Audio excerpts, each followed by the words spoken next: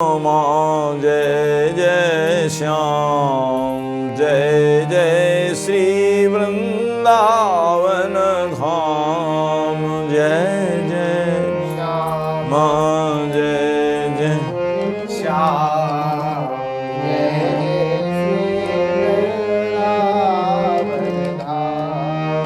जय जय श्याम जय जय श्याम जय जय श्री वृंदावन धाम जय जय श्याम जय जय श्याम जय जय श्री वृंदावन जय जय श्याम जय जय श्याम जय जय श्री वृंदावन धाम जय जय श्याम जय जय श्याम जय जय श्री वृंदावन धाम श्री श्याम जय जय श्याम जय जय श्री वृंदावन धाम जय जय श्याम जय जय श्याम जय जय श्री वृंदावन जय जय श्याम जय जय श्याम जय जय श्री वृंदावन धाम जय जय श्याम जय जय श्याम जय जय श्री वृंदावन धाम जय गौ माता जय गोपाल भक्त वत्सल प्रभु दीन दयाल जय गौ माता जय गोपाल भक्त वत्सल प्रभु दीन दयाल जय गौ माता जय गोपाल भक्त वत्सल प्रभु दीन दयाल जय गो माता जय गोपाल भक्त वत्सल प्रभु दीन दयाल जय जय श्याम जय जय श्याम जय जय श्री वृंदावन धाम जय जय श्याम जय जय श्याम जय जय श्री वृंदावन धाम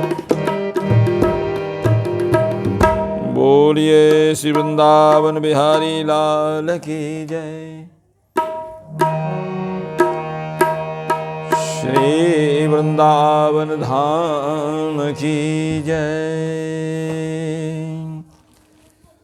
अखिल कोटि ब्रह्मांड नायक जगत नियंता जगदाधीश कारण करुणा वरणाल्य भक्त वांछा कल्पतरु करुणा सिंधु माधुर्य सिंधु सौंदर्य सिंधु दया सिंधु श्री ठाकुर जी की असीम अनुकंपा से संत सद्गुरु की सन्निधि में विराजमान होकर के भगवत भागवत चरित्र जो हम श्रवण कर रहे हैं, श्री हनुमान जी महाराज की विशेष कृपा है, श्री ठाकुर जी महाराज की विशेष कृपा है। पूर्व प्रसंग में श्री रसिक शिरोमणि भक्त श्री महाप्रभु श्री हित हरिवंश गोसाई जी का चरित्र निवेदन किया। उसके बाद अब रसिक त्रिवेणी के दूसरे रसिक शिरोमणि भक्त हैं श्री स्वामी श्री हरिदास जी महाराज, जिनकी चर्चा हम निवेदन कर रहे हैं। पूर्व प्रसंग में आपने श्रवण किया नाभा गोस्वामी जी के शब्द के माध्यम से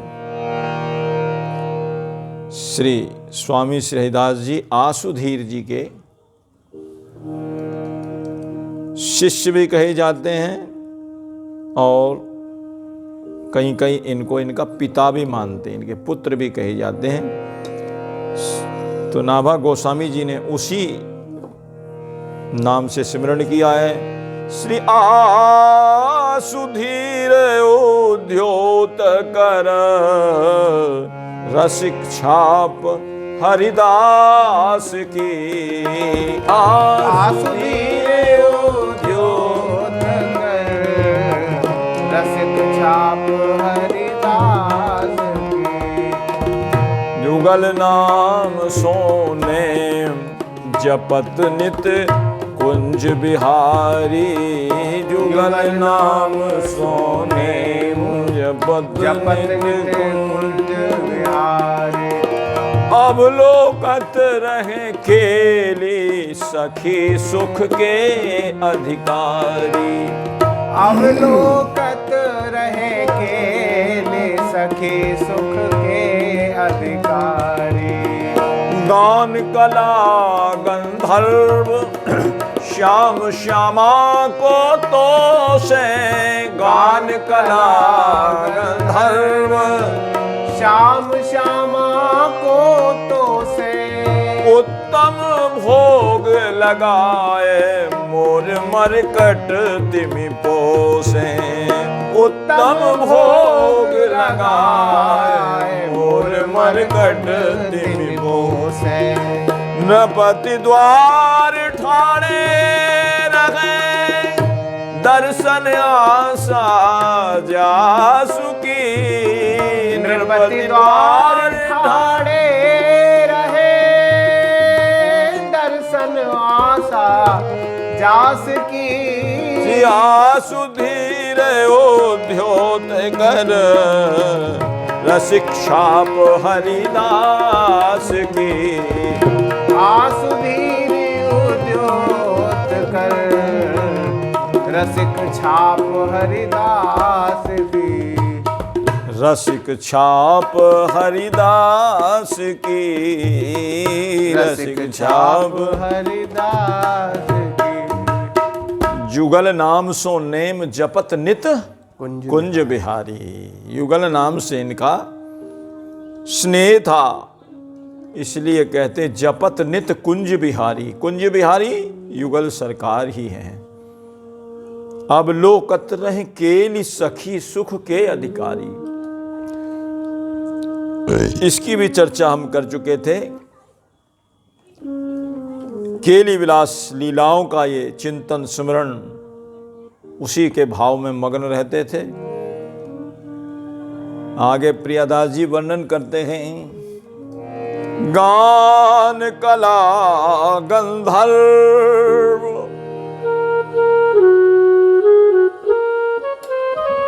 सीधा सीधा अर्थ तो इसका यह है कि गान कला गंधर्व, यानी कि गाने की कला में गंधर्व है। नहीं, ये अर्थ ठीक नहीं लगता।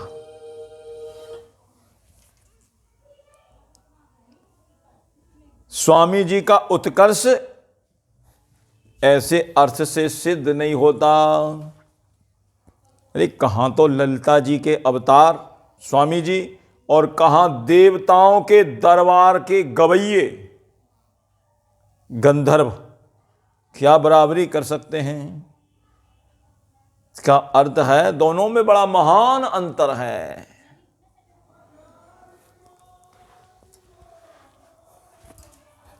इसका अर्थ ऐसे लगेगा कि गान कला गंधर्व, गंधर्वों की जो कला है वो केवल कला मात्र है।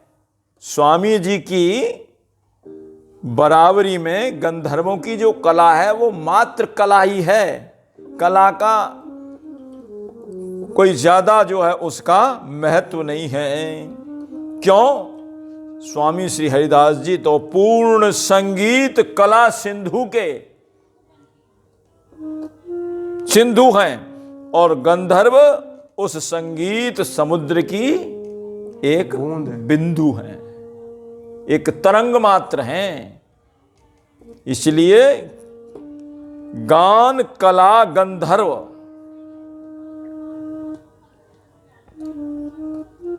और फिर आगे कहते श्याम श्यामा को तोसे। जो राज दरबार के अथवा गंधर्व जो है देवताओं के यहाँ गाते हैं, देवराज इंद्र के यहाँ गाते हैं, तो उनकी स्वामी हरिदास जी का कैसे मुकाबला कर सकते हैं? क्यों? वो तो राजा को प्रसन्न करने के लिए गाते हैं, लेकिन स्वामी जी श्याम श्यामा को तो से।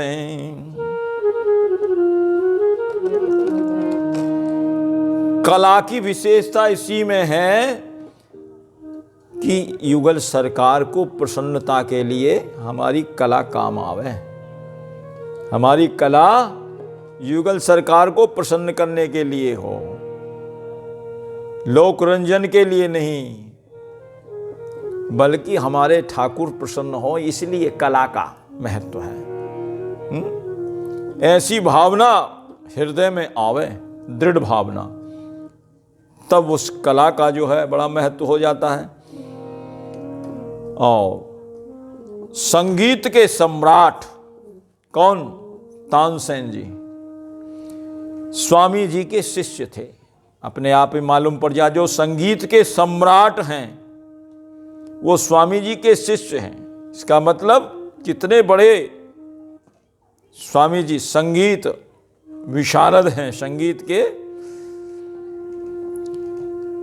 तानसेन जी तो प्रथम ओरछा के राजा राम, ओरछा में श्री राजा राम बुंदेला, उनके दरबार के प्रधान गायक रहे। प्रधान गायक थे तानसेन जी। ओरछा में दर्शन किए हमने, राजा राम का मंदिर है बड़ा ही सुंदर, उसमें राजा राम बुंदेला के दरबार के गायक थे। इनको दीपक राग बड़ा सिद्ध था, दीपक राग सिद्ध था।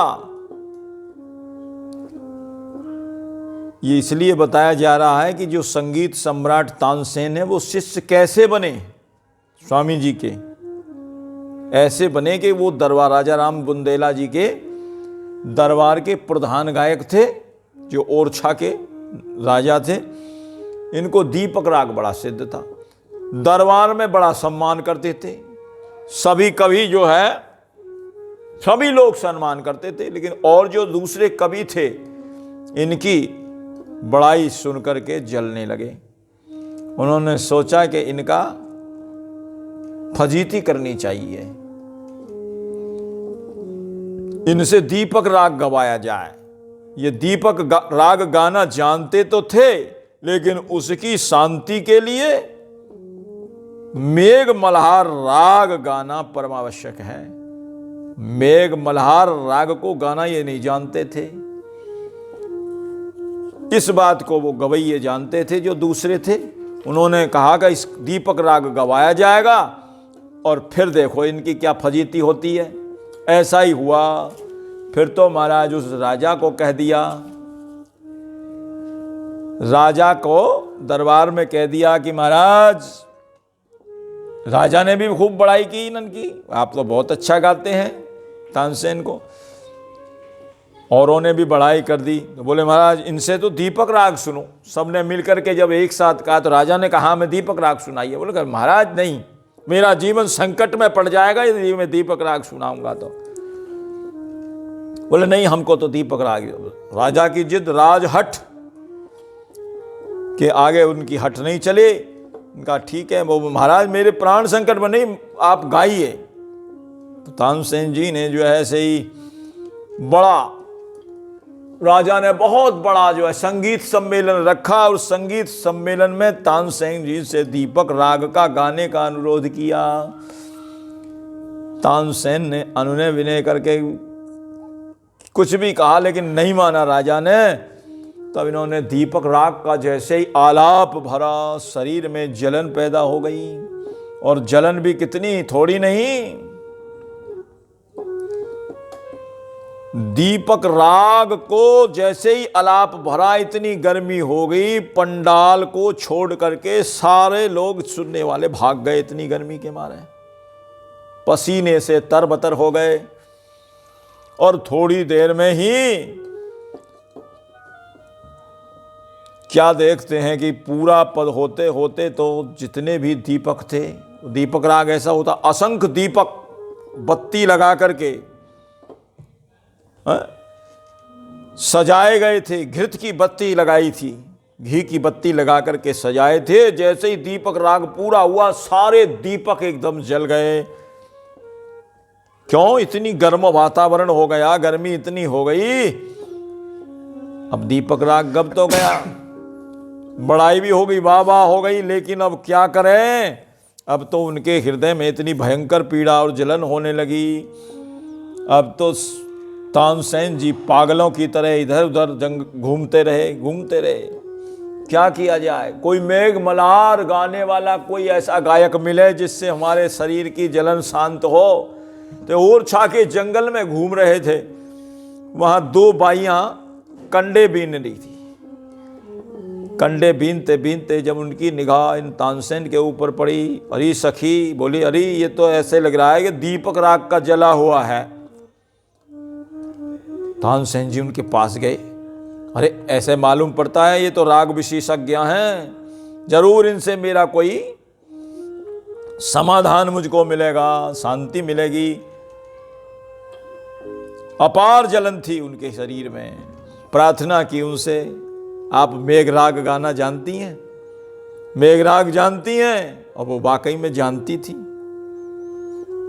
उन्होंने इनकी दुख दर्द को देखते हुए मेघराग को गाना जैसे ही शुरू किया, उमड़ घुमड़ करके बादल आ गए और बहुत जोर की बारिश हुई और दीपक राग की सारी जलन उनके अंदर शांत हो गई। तब उनके चरणों में पड़ गए, आप मुझे अपना लीजिए। तब उन्होंने कहा, अरे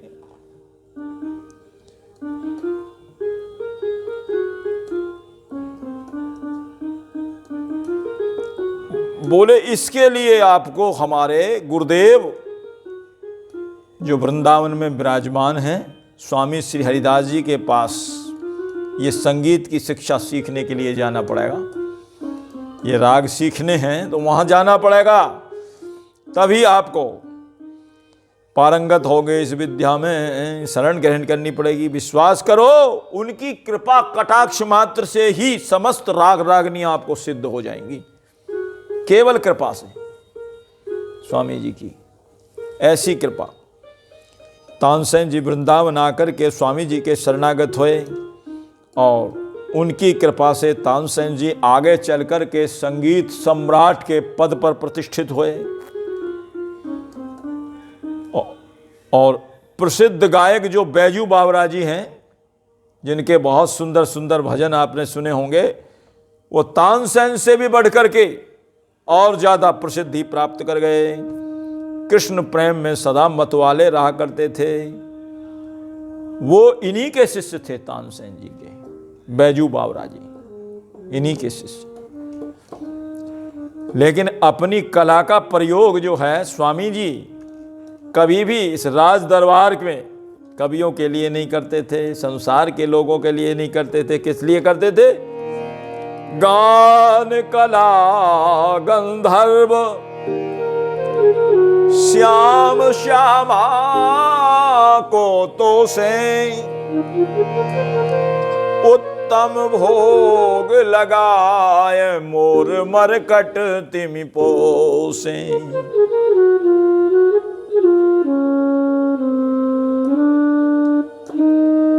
स्वामी श्री हरिदास जी महाराज की संगीत साधना लोक रंजन के लिए नहीं थी, दुनिया को रिझाने के लिए नहीं थी, बल्कि किस लिए की थी? मेरे प्रिया प्रीतम रिझ जाए, श्याम श्यामा को तो से। एक बार ये तानसेन जी अकबर के दरबार में भी प्रसिद्ध गायक थे, तो अकबर ने एक बार कह दिया, महाराज हमारे दरबार के प्रमुख गायक हैं आप, और हरिदास जी के कृपा पात्र तो थे ही ये। अकबर को सौभाग्य से श्री हरिदास जी के श्रीमुख से पद सुनने को मिला था। अकबर को कैसे मिला, इसकी चर्चा आगे करेंगे। एक बार अकबर ने तानसेन से पूछा, क्या? बोले स्वामी जी के पदों में जो आनंद आता है, आपके गाने में वो पद नहीं, आनंद नहीं आता। क्यों? तब इन्होंने कहा, महाराज मैं एक मुल्क के बादशाह के सामने गाता हूं, और हमारे स्वामी जी तो सारे संसार के जो बादशाह हैं उनके सामने गाते हैं। अपनी कला का प्रयोग इंसान की प्रसन्नता के लिए नहीं बल्कि भगवान की प्रसन्नता के लिए करते हैं। इसलिए श्याम श्यामा को तोसे और उत्तम भोग लगाए मोर मरकट ते स्वामी श्री हरिदास जी के आराध्य देव हैं श्री बांके बिहारी जी, जिनको निधिवन में उन्होंने प्रकट किया। बांके बिहारी जी का प्राकट्य कहाँ हुआ? निधिवन में पद है। चलो, निधिवन में बिहारी जी का प्राकट्य हुआ और वही इनके आराध्य देव हैं स्वामी जी के। अब ठाकुर जी की सेवा के लिए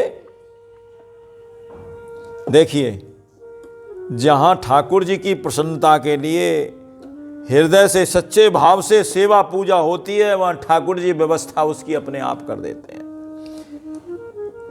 व्यवस्था ही नहीं, पदार्थ भी उनकी सेवा में जाने के लिए स्वयं तैयार रहते हैं। तो प्रतिदिन उत्तम उत्तम भोग सामग्री लगाया करते थे।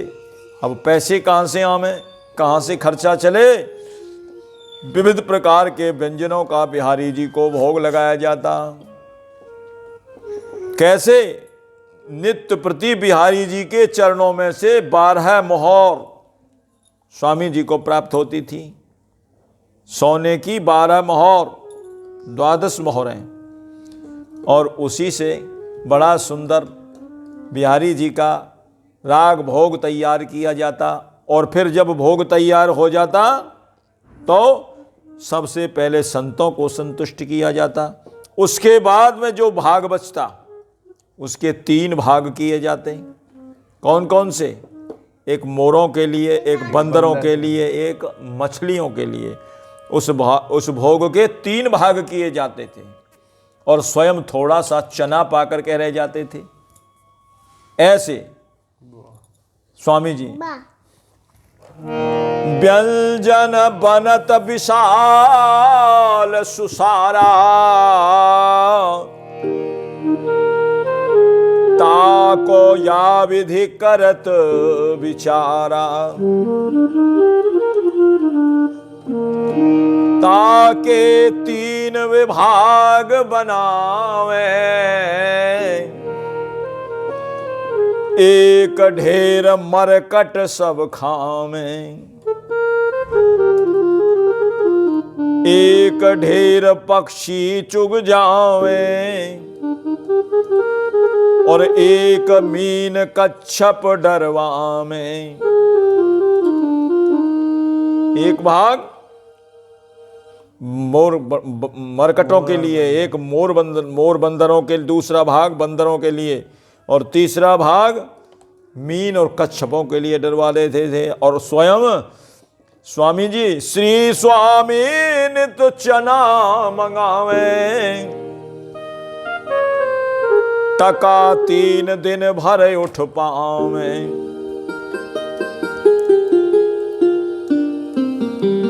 केवल 3 टका उस समय खर्च होते थे सारे भोग राग भोग में। और स्वयं स्वामी जी चना भोग, 1 मुट्ठी चना पाकर के रह जाते, उसी में संतोष कर लेते। एक दिन ठाकुर जी ने कहा, बिहारी जी ने, जय जय, एक दिन बिहारी जी ने कहा कि आप हमको तो इतना उत्तम उत्तम भोग खिलाते हो और आप स्वयं चना पाकर के रह जाते हैं। तो स्वामी जी बोले, भैया जय जय महाराज, उत्तम भोग को आरोगना तो ये आपको ही अच्छा लगता है, शोभा लगती है। हमारे लिए तो संतों के लिए 1 मुट्ठी चना ही बहुत है, हम तो उसी से संतोष कर लेते हैं। विरक्तों के लिए, जीवन धारण करने के लिए 1 मुट्ठी चना काफी है। ठाकुर जी ने इनका इतना प्रबल वैराग्य था। ठाकुर जी ने जब ज्यादा जिद पकड़ी तो कहने लगे, एक दाल बाटी बना लिया करते थे। दाल बाटी बना लिया करते थे और उसमें से अंगा बाटी बना करके ठाकुर जी को न्यौछावर थोड़ा सा पा लिया करते थे, अंगा बाटी।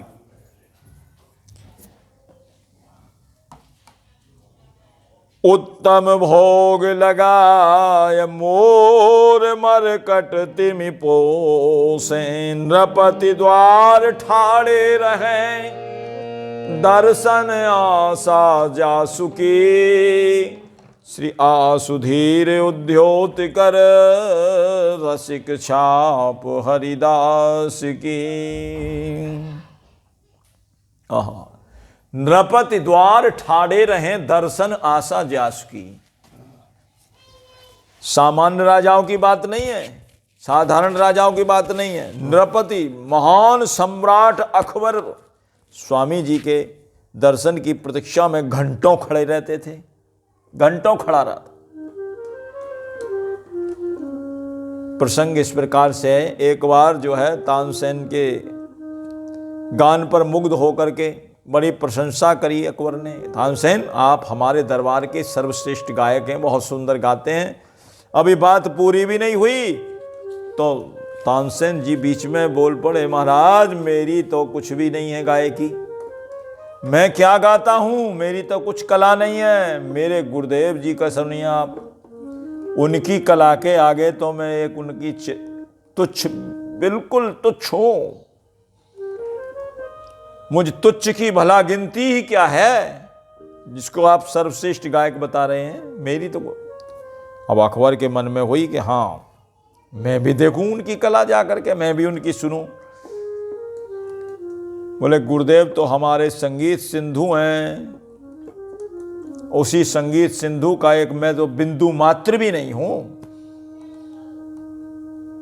और सुन करके जो गुणग्राही बादशाह अकबर थे उन्होंने कहा कि महाराज चकित हो गए, तानसेन के गुरुदेव के दर्शनों की तीव्र इच्छा जागृत हो गई। बोले हमें भी अपने गुरु जी के दर्शन कराइए, आपके गुरु जी इतना बढ़िया गाते हैं तो हमें भी उनके दर्शन कराइए। तानसेन बोले महाराज इस राजसी ठाट बाट से उनके दर्शन पाना बहुत मुश्किल है। आप ऐसी बादशाहत लेकर के, बादशाहत के रौब से जाएंगे तो दर्शन नहीं मिलेंगे। तो अकबर बोला महाराज मैं ऐसे नहीं जाऊंगा, कोई बात नहीं। बोले तानसेन जी बोले मैंने तो उनका शरणागत होकर के कृपा प्रसाद पाया है, आप भी यदि अपनी बादशाहत छोड़ करके चलें तो चलें, तब आपको दर्शन मिल सकता है। वो गुणग्राही था अकबर, चल दिया दर्शन की लालसा में, और वहाँ पहुँच करके उसने अपना सारा वो ठाट बाट उतार लिया, और ठाट बाट उतार करके राजसी ठाट बाट एक तरफ रख करके और बड़ा सुंदर जो है सेवक का वेश बना लिया, चाकर नौकर चाकर जैसे होते। तानसेन का तानपूरा अपने कंधे पर रख लिया, तानसेन का चेला बन गया, तानसेन का हाँ उनका सेवक बन करके चला। दोनों वृंदावन की ओर चल पड़े। श्रीधाम आकर के अकबर ने पूछा महाराज और तानपुरा लेकर के जैसे ही अकबर तानसेन तो प्रवेश कर गए, उनके कंधे से तानपुरा लेके तानसेन तो अकबर के कंधे पे जो तानपुरा था उसको लेकर के और वो कुंज में प्रवेश कर गए स्वामी जी के पास जा कर के। और वहाँ स्वामी जी के पास पहुँचे तो जो राग उन्होंने सीखा था मेघ मल्हार, स्वामी जी ने सिखाया उनको, कहा ये नहीं इस राग को गाइए। अब राग गाते गाते तानसेन ने जो है कुछ राग की जानबूझ करके गलत गा दिया। अब गलत गा दिया तो स्वामी जी ने कहा है ऐसे गाया जाता है कहीं? उनकी इच्छा ये थी कि स्वामी जी गावें और अकबर सुने। अकबर को सुनाने के लिए तो लाए थे, वो बाहर खड़े थे दरवाजे पर। उसी की बात को कह करके कहते नृपति द्वार ठाड़े रहे, महान सम्राट अकबर भी दरवाजे पर खड़े हैं, दर्शन आशा जासुकी। और स्वामी जी ने जैसे ही महाराज हाथ में तानपुरा ले करके मेघ मलार पद गाया, एकदम गड़ गड़ गड़ गड़ करते हुए ग्रीष्म ऋतु में बड़ी सुंदर जो है मेघ मालाएं आच्छादित होकर के वर्षा करने लग गई। बहुत जोर से वर्षा हुई और तुरंत एकदम अकबर के मुख से निकल गया, वाह वाह वाह वाह। जैसे ही अकबर ने सुना वाह, आवाज को स्वामी जी ने सुन लिया। बोला, कुम्हार कौन है? सारी बातें बताई उनको, भाई जो प्रसंग था वो सारा बताया कि ऐसे ऐसे आपकी उनकी इच्छा को। तो अकबर को अधिकारी जान करके स्वामी जी ने बुला लिया, पास में बुला लिया सेवक के द्वारा, बोलो इनको बुला लाओ अंदर। अकबर अंदर गए, वो अकबर जी भी अंदर गए और जहां करके अकबर ने प्रसन्नता पूर्वक उनके चरणों में प्रणाम किया। बादशाहत नहीं थी अब तो, बादशाहत का लेकिन रौब तो था, ठाटवा उनके पास पहनावा ही तो नहीं था, लेकिन भीतर से तो बादशाहत गई नहीं थी, बाहरी बादशाही तो चली गई थी। स्वामी जी से बोला, मैं कृतकृत हो गया, दंडवत प्रणाम करके। अकबर ने कहा कि महाराज मुझे कुछ सेवा का अवसर दीजिए। हाँ, मैं इस सारे संसार का सम्राट हूँ, मुझे कुछ सेवा का अवसर दीजिए। स्वामी जी ने सोच लिया, विचार कर लिया, अभी इसके मन में अहंकार की बू है, अहंकार की भावना है। तो कह दिया, जाइए, एक हमारी जमुना की सीढ़ी का कोना टूटा पड़ा है धीर समीर घाट पर। धीर समीर घाट है वहाँ वृंदावन में, उसकी सीढ़ी का एक कोना थोड़ा सा टूट रहा है, उसको बनवा देना। अकबर ने कहा, अरे वाह, पूरे जहां का मैं बादशाह और केवल इतनी सी सेवा। उसके मन में यह अहंकार था। एक सेवक को बुलाया, जाइए इनको वो सीढ़ी दिखा दीजिए जा करके। सेवक तो जानता था स्वामी जी के प्रभाव को। बोले, स्वामी जी इनके ऊपर अपनी कृपा करना चाहते हैं, इनको दिव्य दृष्टि प्रदान करके वो दिखाना चाहते हैं। सीढ़ी तो सीढ़ी है। जब दिव्य वृंदावन का उन्होंने दृष्टि प्रदान कर दी अकबर को, और जब वहां धीर समीर घाट पर जा करके देखा सीढ़ी का कोना, ओहो, देखते ही एकदम दंग रह गया बादशाह। अरे मेरी तो सारी संपत्ति भी लगा दी जाए, मेरे राज की सारी संपत्ति भी लगा दी जाए, तो इस सीढ़ी का कोना तक मैं नहीं बनवा सकता हूं। क्यों? ये तो रतन जड़ित ऐसी मणियों से जटी हुई वृंदावन की, जो दिव्य वृंदावन है उसका दर्शन करा दिया। जमुना जी में सीढ़ी ऐसी मणियों से जटित है, ये मेरी तो कोई भी मणि ऐसे मेरे राज खजाने में, राज खजाने में नहीं है। मेरी जो है कोई गिनती नहीं है। तब स्वामी जी ने कहा कि उसको अधिकारी जान के कहा, चलो कोई बात नहीं, आप महाराज मुझे कोई और सेवा प्रदान करिए, तो मेरी अब सारा अभिमान जाता रहा। तो उन्होंने कहा कि चलो इनकी इच्छा है तो एक काम करना। बोले, क्या? इन मोर बंदरों के लिए चना भेजवा दिया करो। तो बादशाह अकबर लज्जित तो हुआ ही कि मैं सीढ़ी नहीं बन पाया, लेकिन ये सेवा तो मैं करूंगा ही। चने की 100 मन चना मोर बंदरों के लिए। तब से आने लगा श्री धाम वृंदावन में अकबर की ओर से। और स्वामी जी ने कहा कि एक काम और करना, इस वृंदावन धाम में कोई लता पता को न काटे, मोर बंदर पक्षियों को कोई न मारे, उनका कोई शिकार न करे। अकबर ने अपने ये भी कानून जारी कर दिया, श्री धाम वृंदावन में कोई भी पशु पक्षियों का शिकार न करे, लता पताओं को कोई नहीं काटे।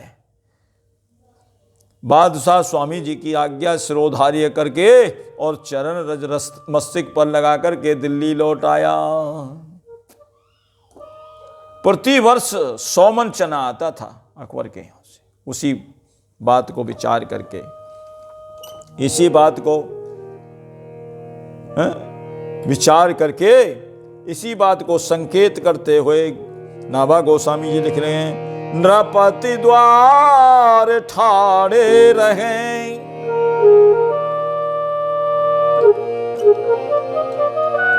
दर्शन आशा जासुकी, आसुधीर उद्योत कर, रसिक छाप हरिदास की।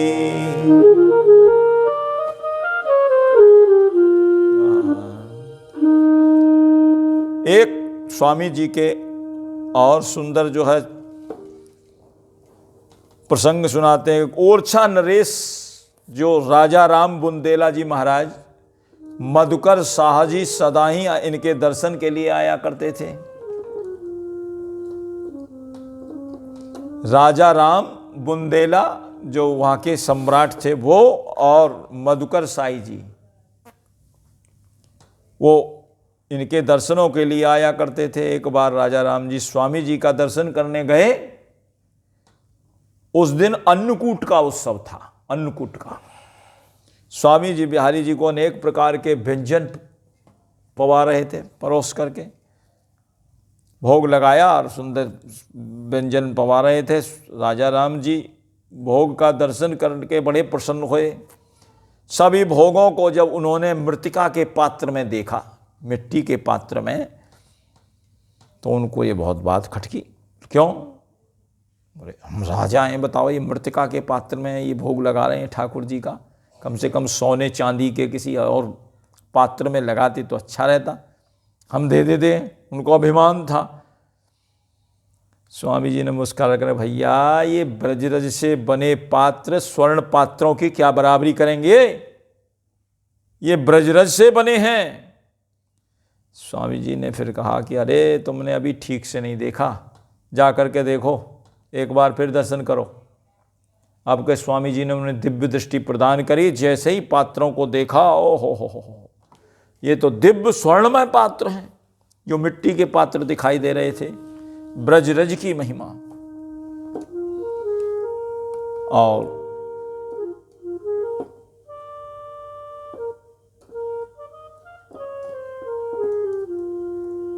ऐसे ही एक बार मधुकर शाह जी के ऊपर इन्होंने अनुग्रह किया। स्वामी जी ने वर्णन आया है कि मधुकर शाह जी श्री हरिराम व्यास जी को लेवाने वृंदावन आए थे, वृंदावन लेवाने के लिए आए थे। व्यास जी ने स्वामी जी का दर्शन किया और दर्शन करके स्वामी जी मधुकर शाह जी को परम अधिकारी जानकर उन्हें दिव्य मणि रतन से खचित वृंदावन का दर्शन करवाया। मधुकर शाह जी बड़े भक्त थे भगवान के। उनको दिव्य वृंदावन का दर्शन कराया स्वामी जी ने। मधुकर शाह जी ने निश्चय कर लिया कि अब तो हम वृंदावन छोड़ करके कहीं नहीं जाएंगे। क्यों? कि जहां ऐसा आनंद है। मधुकर शाह जी ने जब निश्चय कर लिया तब उनका हार्दिक अभिप्राय जाना। स्वामी जी ने आज्ञा दी, अपनी राजधानी को जाओ निसंकोच, और वहां तुम्हारे द्वारा भक्ति का प्रचार प्रसार होगा। वहां चले जाओ ओरछा में, और तुम निसंकोच राजधानी को में खूब भक्ति का प्रचार करना। विमुख जीव आपके दर्शन करके सन्मुख हो जाएंगे। और जो तुम धाम के प्रति जो तुम्हें ये भाव जागृत हुआ है, जो दर्शन किया है दिव्य वृंदावन का, तो मैं आशीर्वाद देता हूं क्या कि वहां भी तुम्हें दिव्य वृंदावन का ही दर्शन होगा। और कहते हैं मधुकर शाह जी जब ओरछा को आए तो विंध्याचल तक उनको श्री वृंदावन का दर्शन होता था। विंध्याचल तक वृंदावन का दर्शन होता था। अब समझ में आया भगवत धाम भी सर्वव्यापक है। जैसे भगवान सर्वव्यापक हैं, ऐसे भगवान के धाम भी सर्वव्यापक हैं, सब जगह प्रकट हो जाते हैं। बोलिए वृंदावन धाम की जय। उस समय इन्होंने ये पद गाया, हमारे वृंदावन सो गाँव, हमारे वृंदावन सो गाँव। नृपति द्वार ठाड़े रहे दर्शन आशा जा सुकी। स्वामी जी का स्वरूप का दर्शन करिए। स्वामी जी का स्वरूप कैसा है, बोलिए स्वामी श्री हरिदास जी महाराज की जय हो। श्री हरिदास श्री हरिदास श्री हरिदास।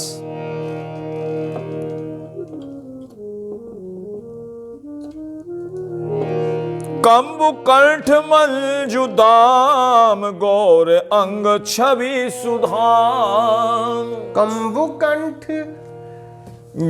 कंबु कंठ मंजुदाम। स्वामी जी का जो कंठ था वो कैसा था, कंबु। और किसी गर्दन पतली पतली, कैसी गर्दन थी स्वामी जी की। कंबु कंठ मंजुदाम गौर अंग छवि सुधाम। कुंदन से सरस मृदुल मोहन मन भायो है। नाल सहित कंज पान देत सवा अभयदान। नाल सहित कंज पान देत सदा अभयदान। तज के अभिमान साहा अकबर सिर नायो है। तज अभिमान शाह अकबर सिर नायो है। चरण कमल काम धेनु सकल कामना सुदेनु। चरण कमल काम धेनु सकल कामना सुधे। दर से दृग होत चैन आपदा भगायो है। दर से दृग होत चैन आपदा भगायो है। करवा और गुदरी पास वृंदावन करे वास। करवा और गुदरी पास वृंदावन करे। करवा और गुदरी पास वृंदावन करे वास। करवा और गुदरी पास वृंदावन करे वास। जय जय हरिदास जय जय हरिदास रसिक भगवत मन भायो है। जय जय हरिदास रसिक भगवत मन भायो है। श्री वृंद अहो जय जय श्याम जय जय श्याम जय जय श्री वृंदावन धाम। जय श्याम जय जय श्याम जय जय श्री वृंदावन। कुंज बिहारी श्री हरिदास। श्री वृंदावन निधि बनवा। कुंज बिहारी श्री हरिदास। श्री वृंदावन निधि बनवा। कुंज बिहारी श्री हरिदास। कुंज बिहारी श्री हरिदास। कुंज बिहारी श्री हरिदास। कुंज बिहारी श्री हरिदास। श्री वृंदावन निधि बनवास। श्री वृंदावन निधि बनवास। कुंज बिहारी श्री हरिदास। कुंज बिहारी श्री हरिदास। श्री वृंदावन गए मुनवास। श्री वृंदावन निधि बनवास। कुंज बिहारी श्री हरिदास। श्री वृंदावन निधि बनवास। कुंज बिहारी श्री हरिदास। श्री वृंदावन निधि बनवास।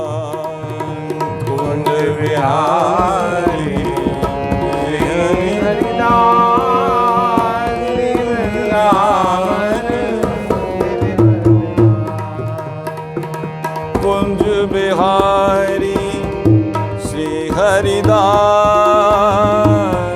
वृंदावन निधि बनवाए।